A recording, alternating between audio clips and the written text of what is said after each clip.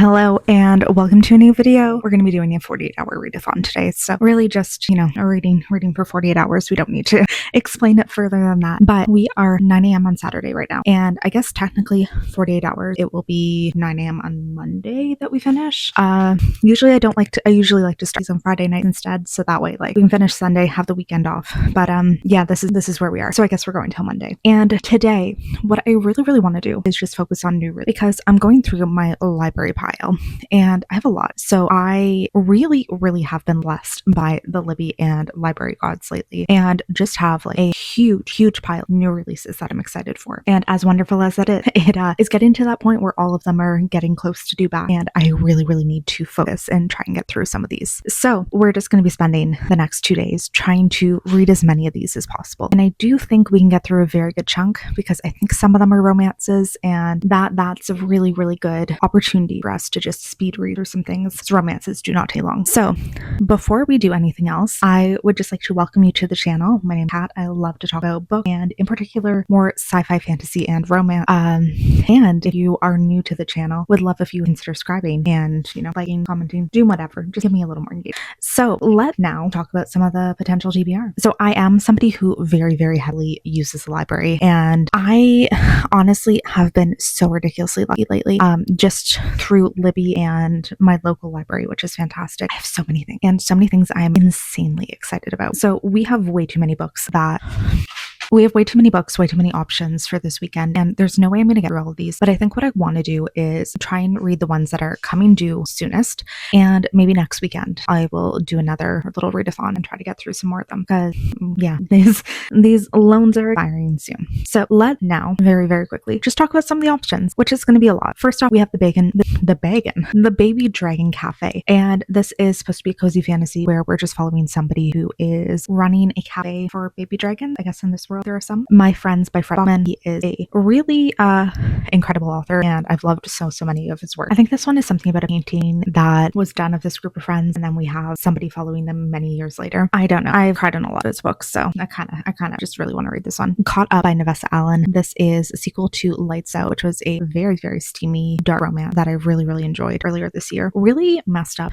but I enjoyed it way more than I would ever like to admit, and I'm excited to get to this one. The Staircase in the Woods by Chuck Wendig. This is a new sci-fi from him. These group of teens go into the woods. They find the staircase. One of them goes up and never comes back down. And then I think we're 20 years later. Bury Our Bones in the Midnight Soil by V.E. Schwab. Lesbian Vampire. Need I say more? And is that all for Libby? I do believe so, unless anything else new comes in. And now let's look at the actual physical library holds. I also hope you enjoy my new microphone. I feel very comfy with it. So It's a Love Story by Annabelle Monaghan. Well, I'm just really bad at names and I don't fully read the name before I start to speak. So sometimes I kind of guess what the ending is. It's a love story. I read all of their works and I enjoyed one. Did not enjoy any of the others, but apparently I'm just excited to read this one. Gifted and Talented by Olivia Blake. She's one of my favorite authors. I have had a handful from her that I haven't liked, but almost everything else has been 5 stars. And this is what? Rival magicians? Something about that? 3 siblings who upon the death of their father are forced to reckon with their long festering rivalries, their dangerous abilities, and the crushing weight of all their unrealized adolescent potential. I cannot wait. This one might be a little chunkier than what we want this weekend, but I really want to read. Another favorite author of mine, S.A. Cosby, and this is King of Ashes. And I think that this is described as a Southern mafia kind of story. I really love his thrillers, and they've all been, I've read 2, they've both had 5 stars. And then The Love Haters by Catherine Center. Don't really enjoy her books that much, but I think that it could be a fun little summary quick read, which, can work. So I don't know where I'm going to start yet. I think I'm actually just going to send some options to my husband and have him pick one because that's kind of just where I'm at right now. And then after that, maybe we'll just go based on vibes and what's coming due the soonest. So I'm going to dive into something and come back once I have an update.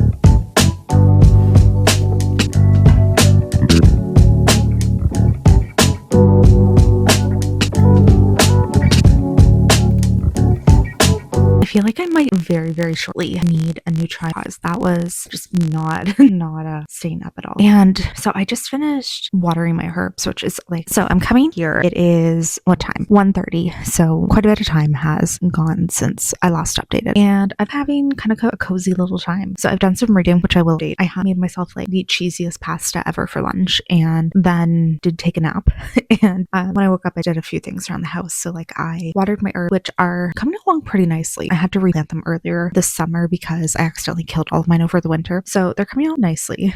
The only thing, I think my chives are not, no, it's not the chives. I'm not sure what one. There's one thing that is not growing, and I am very shocked. So I might need to replant that. But otherwise, the herbs have been doing nice. I just kind of like, I think I'm going a little bit too long in between waterings. And then my husband got me this really nice like thing of succulent for my birthday that I very much need to replant into something bigger. And I'm just having that issue where like, I don't know what the best place is / where to put it where it wouldn't be in too much sunlight. So I don't know. I'm like really starting this plant journey, but we're also like not doing great at all. So let's start. Let's talk about this first book I started, which is The Baby Dragon Cafe. And I think I was just very like, I was feeling something cozy. And we're in this world, dragons exist, and there's people, they're like dragon riders who can own dragons, but it seems very like only these specific families are able to actually own them for some reason. Our main character is like really obsessed with baby dragons and decides to open a cafe for them. Not really like, I mean, the cafe isn't specifically for a baby dragon, but it's just the only cafe in her area where they are welcome because,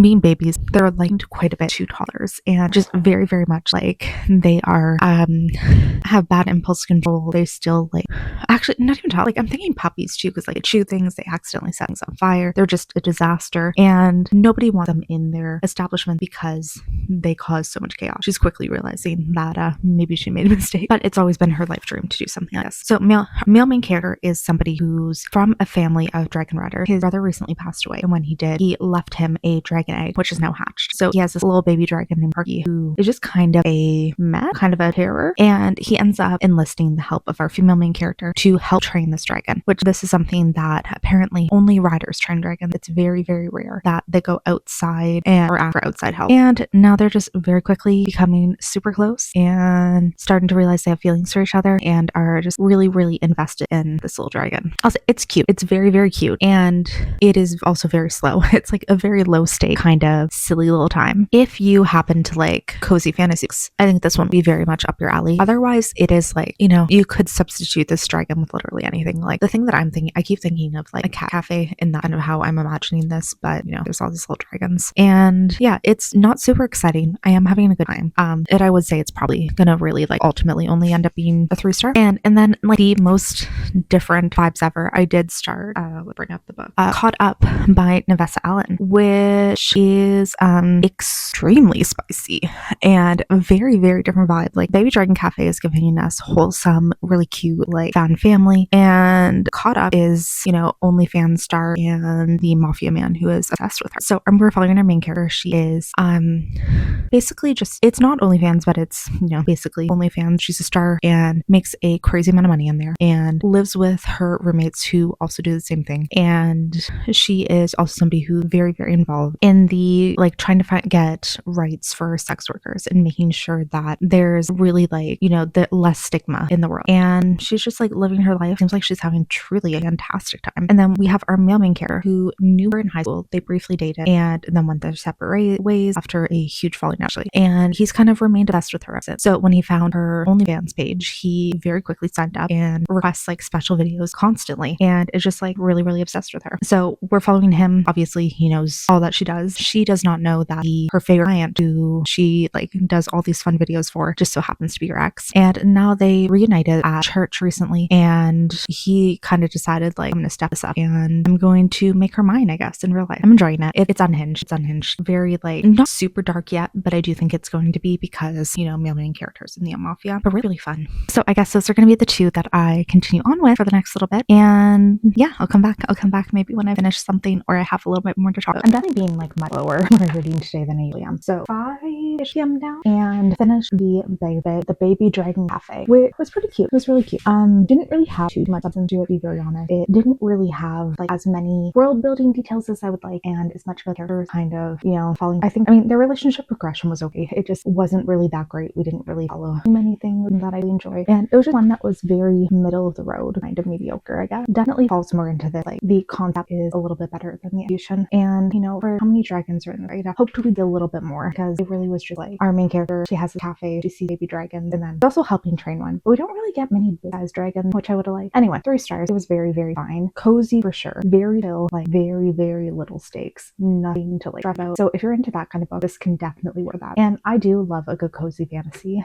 Sometimes it just needs a little bit more for me. Like, get invested. Just like, I don't know, like I just prefer more to the story. And then since then I have been reading Caught Up, and I'm 50% into it right now. Really enjoying.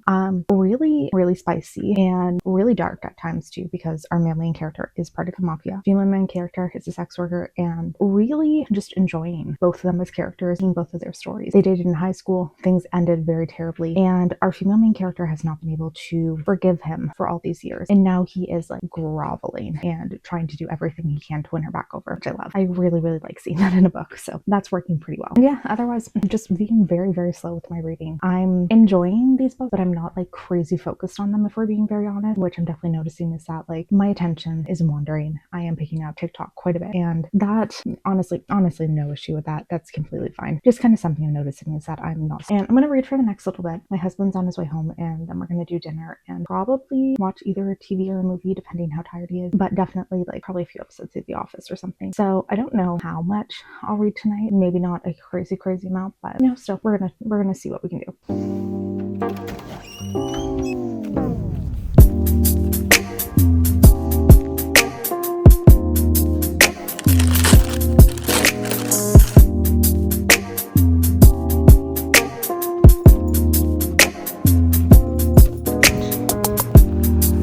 Okay, hello. Coming in a bit later than I originally planned to today, but it was good. It was good. This morning I worked out, which felt fantastic. Really tried to do that before the weather got too hot, because we're once again hitting a little bit of a heat wave, because summer is so great. And then just did some stuff around the house. So like I'm in the midst of doing quite a bit of laundry, and yeah, just trying to do a few random things / also reading, of course. But we have lots and lots of updates to kind of update on what I've been doing. First, want to mention we watched Sinners last night, and really shockingly good. I mean, the reviews of that one have been fantastic, but really happy that it's one that I ended up enjoying so much, because as soon as you say that a movie has horror aspects, I'm usually pretty quickly out of it. Like, I do not do well with anything that is remotely scary or like, kind of creepy, but I didn't find this one. It was like slightly thrillery more than that, but really enjoyed it. I will say it was kind of fun because my husband had no idea what the actual genre of this movie was or what it was about. He thought it was just like a gangster period piece, and that was a lovely surprise for him, and I thought that was pretty funny. But let's talk about what reading I have done.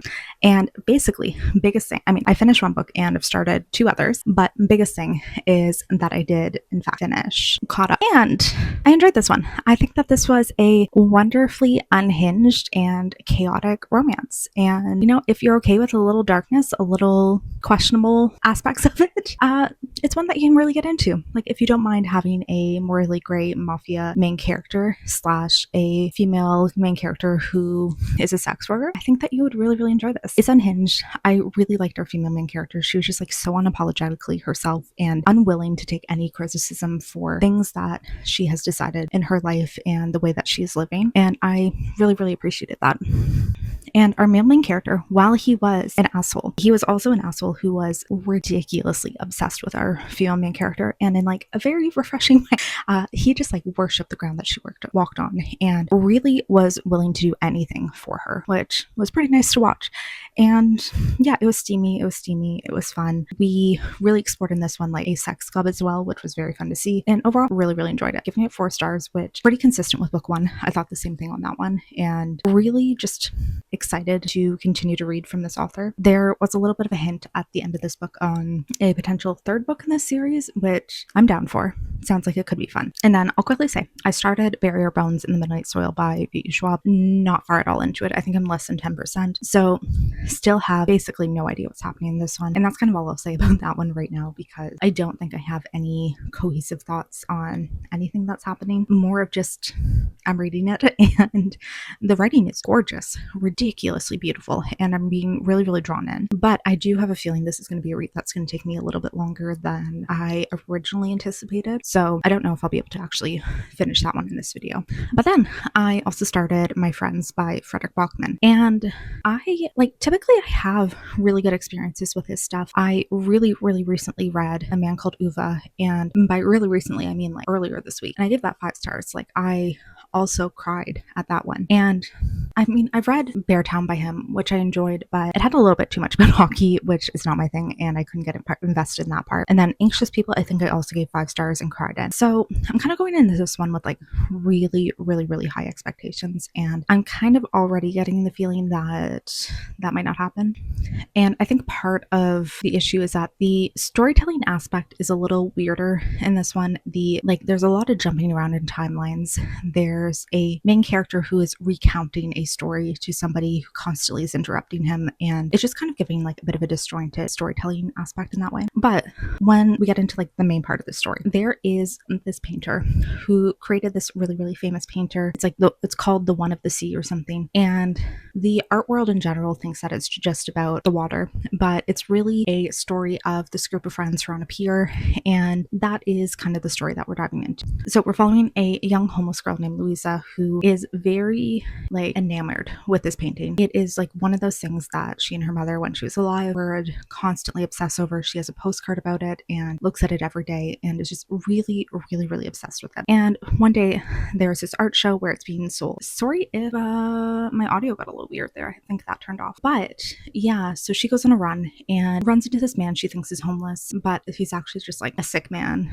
By that I mean like ill on sorry if the audio is a little weird. And all of the history behind like this painting itself, because it is about these 4 people on a pier, and he's really kind of delving into like, this is what our teenage years were like, this is why we painted it, these are the people who are in the painting. So story seems okay.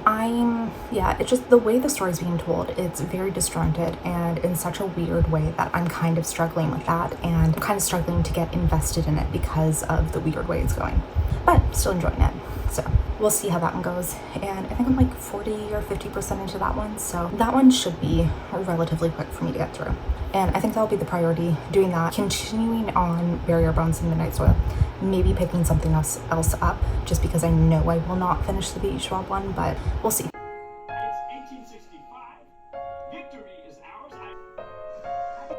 Let's see if the audio got any better. So this died earlier, and I guess I didn't realize that partway through. So we'll see how the clips earlier were for the audio. Probably really, really bad, but sorry about that. We are a bit later, and I've made significantly more progress into My Friends. I think I'm 70-ish% now, and I'm still having the very similar feelings of, I don't think this is the Frederick Bachman book for me, unfortunately. I'm really, really not enjoying the storytelling aspect of this, and I'm also not connecting to any of the characters, unfortunately. And this is one thing I find with his book, that he does usually very, very heartfelt kind of stories, very heartwarming stuff that you really, really connect with characters and get really invested in their life story. And this one is not doing it at all for me. Just something about it. Nothing is connecting for me at all. So that disappointing. And we are following like the story of this artist up and coming, and basically his teenage years, all of this friend group he had, and all of these things that kind of led him to be the artist he is, I guess, / all of these things that happened to this friend group, and just the way it's being told, and again, like disconnected way that things are being told. It's not working like in any way, and I'm really, really deeply not enjoying the storytelling aspect. Like, I think something is intensely missing for me, and I'm having trouble like keeping characters separate. I don't know if that it's maybe it's just the naming convention, because a lot of times like there's this weird way they're constantly referring to the artist, and I'm really confusing just when they say the artist and his real name. That's not connecting for me. So I'm like constantly confused about, and when they're saying other characters' names, if they mean him, like that's not connecting. Really not liking Louisa, the teenage main character, who is the one who was a homeless girl who ended up connecting with the artist and getting left his most famous painting. Really not liking her. Like, I know she's had a hard life. I know she has so many things going for her. She just feels like a brat. Like, I mean, she's not really that great a person, but she just kind of feels bratty at times. And I'm not connecting with her. Really, really not enjoying her as a character, and not like just constantly annoyed with the way that she's treating the character character she's with, who is the best friend of the artist who passed away. Also bad that, like, I can't remember his name either, but the way that she's treating him is just shitty. Like, she's being really an asshole to him, and just not enjoying that. So not going great there. Got another couple percent into Bury Your Bones in the Midnight Soil. Just beautiful, beautiful writing. Again, not far into it. Don't know too much about what's happening, but the writing is beautiful. So that's a huge plus. And yeah, I'm gonna go back to reading now.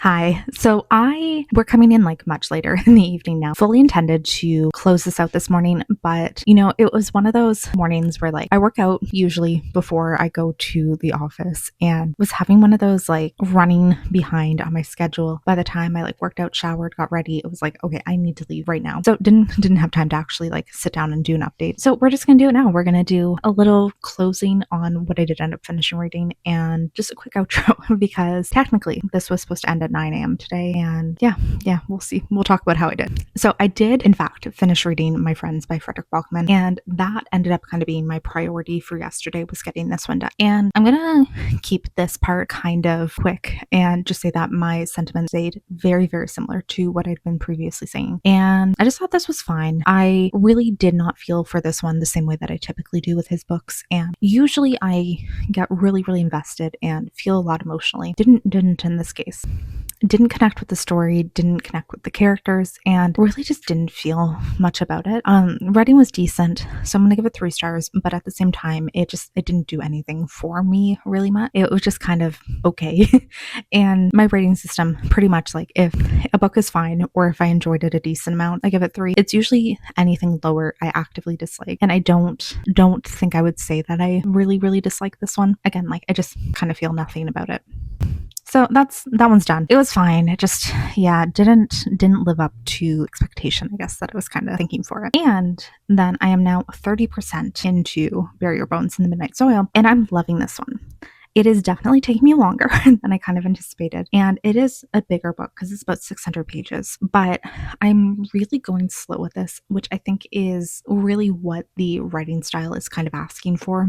And it's one that I just think is very, very beautifully written, and one that I'm kind of taking my time to like read and reflect on, if that makes sense. So far in this, we are following 2 women who just become vampires in different time periods. One is in the 1500s, and we're following, she was a commoner who married into a noble house, ended up being intrigued by this widow she met and turned into a vampire. And then we're following her as basically how she described it, even like her journey to freedom, and finally being able to leave this marriage where she was miserable and make her own way in the world, especially in a time when that was really, really not available for women. And then we're also following a perspective in 2019 of a college student who has a one-night stand with a woman and then seems to have woken up as a vampire. Really, really enjoying this, and like ridiculously excited to see where it goes. I think that this one is just beautifully written and has a really, really good possibility to be like incredibly highly rated. So with that is kind of just what we read over 48 hours. So really did not get to as many books as I kind of hoped, but at the same time we read 3 and have gotten into a 4th one, which is not that bad for a weekend. And yeah, I think I'm gonna have to do another 48 hours of reading new releases very soon, so keep an eye out for that. And at the same time too, if you haven't subscribed, would love if you would. Tell me down below if there's any new releases that you've been enjoying and that I should check out, and hopefully I'll see you in a video very, very soon. Thank you for watching, and have a great day.